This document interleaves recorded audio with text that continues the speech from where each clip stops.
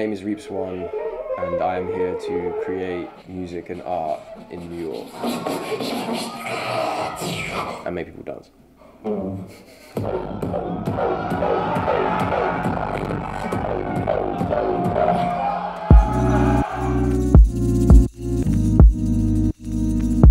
I was craving for pizza the moment I got off the plane, but I was very pleased to be greeted by the Sofar Sounds team, and I was just genuinely really excited to be in New York.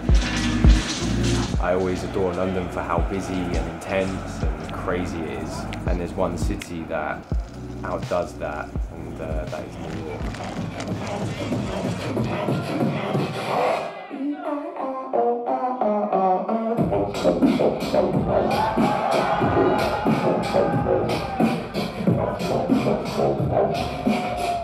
I was selected to be a judge for the American Beatbox Championships.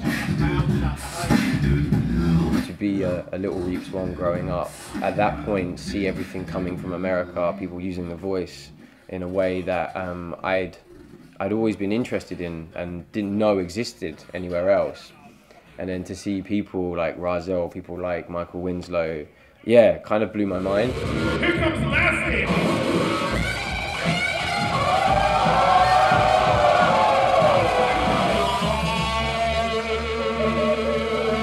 I'm going to be judging with Michael Winslow, and I think the reason they brought me along is I'm not hip-hop.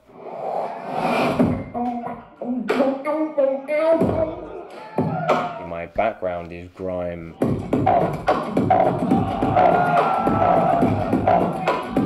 My background is drum and bass and jungle. The dark energy that came out of my dub, like the dubstep influence.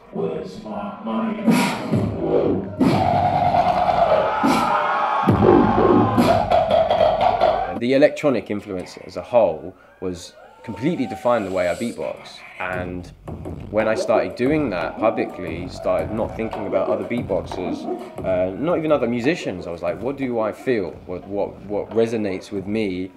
And that's the music I spoke.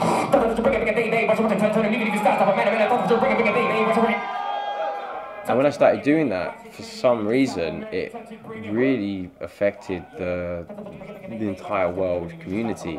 I'm so honoured by when beatboxers tell me you're the reason I started beatboxing, and for some reason I seem to have had a massive influence on the American community, and I felt that in my time here so much. Tonight's show was a fabulous show. My man Reeps One came and did his thing, put down that UK beatbox style, you know what I mean? And that's what he does. He do what he do, and he's the best at what he does. You heard it from your man Rahzel, you heard it first here, the Godfather of Noise. I'm just really happy right now, I've got to be honest.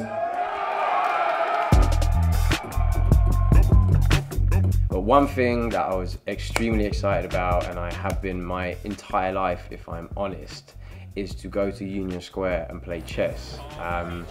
Because the chess has been a massive foundation to the way I think, it still is, and you always hear about the chess hustlers at Union Square. And it's the one place you kind of really see the kind of semi-ghetto vibe mixing with intellectual prowess. Yes, my name is Bowflex.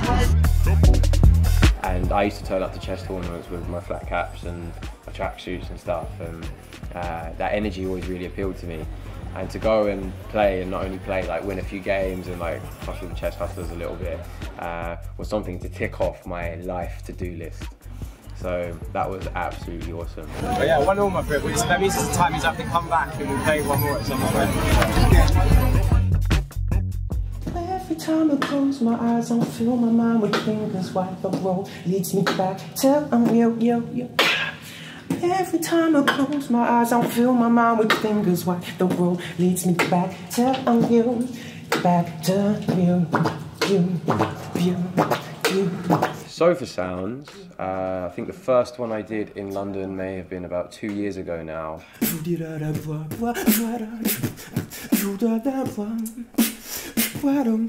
It allowed me, as much as it does for the audience, to have a completely unique performance situation.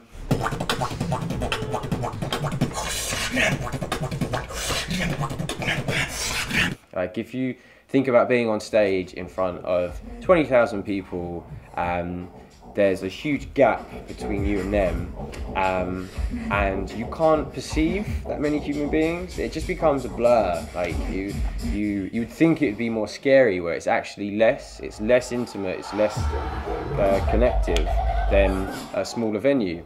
So to bring that even further, to be in front of a room of people with eyes and ears and nose and hair, and you can see every single thing, is extremely rare. From speaking to artists that play there, it's as equally interesting for the audience as it is for the artists, but it's also more terrifying for the artists that are not used to it. So you get to see, as an audience member, like little shakings of the hand and like little things, like nuances you wouldn't normally get in performance. The other thing is what I do.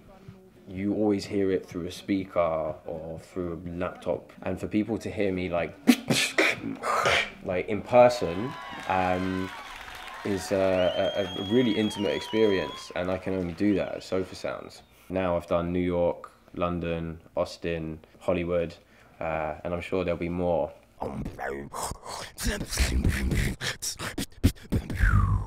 I'm extremely lucky that my voice is my instrument, and when I was on a wonderful project called the Africa Express, I was with many virtuoso musicians, soloists, and a number of them said to me, they said, when we play, our instrument is an extension, but your voice is completely close to your mind.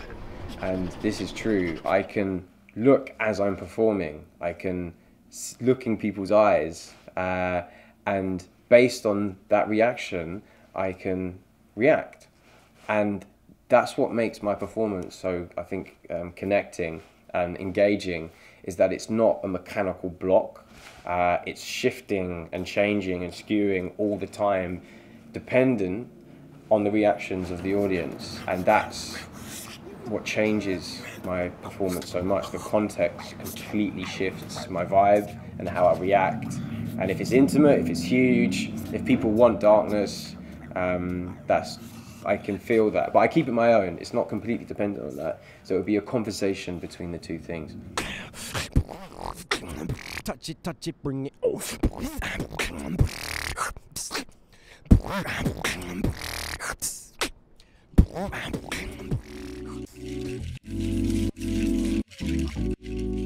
Painting has been a huge part of my life, massively influenced by my father.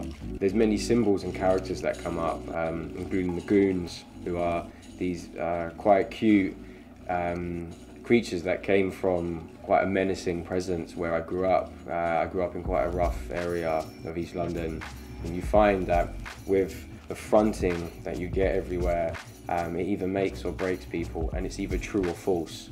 So you always see these little characters have a crown or a halo, kind of indicating their trajectory as beings. So this dude's got a crown, so he's going to be all right. The art is very much Harry, where Reeps is more about making people dance and mosh pits. If you felt my set so far, I want you to get low. Nutter. This is sick. Nutter. You ready? Nutter. Hold. Nutter. Hold.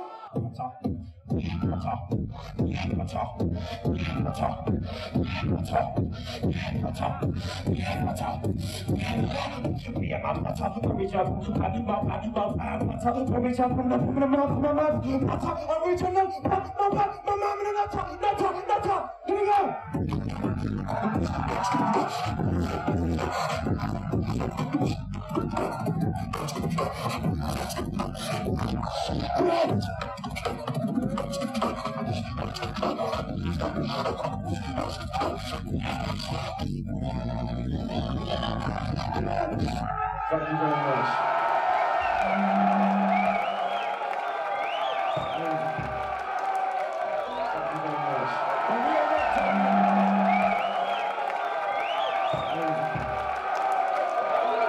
Thank you so much for listening to